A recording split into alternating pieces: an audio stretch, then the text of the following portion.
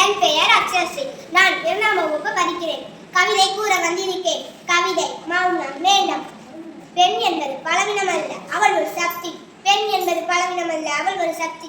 அம்மாவாக சகோதரியாக அன்பை தரும் முழுதான் பெண்.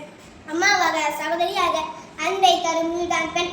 ஆனால் இன்று சிலரின் தவறால் அவள் முத்தில் வாழ்கிறாள். மௌனம் காப்பாற்றாது, மௌனம் தேவலக்கும், மௌனம் காப்பாற்றாது, மௌனம் தேவலக்கும்.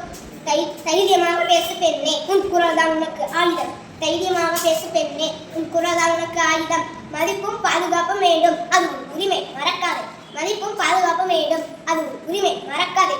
பெண்களை மதிப்போம், துஷ்பிரயோகத்தை ஒழிப்போம். பெண்களை மதிப்போம், துஷ்பிரயோகத்தை ஒழிப்போம். நன்றி.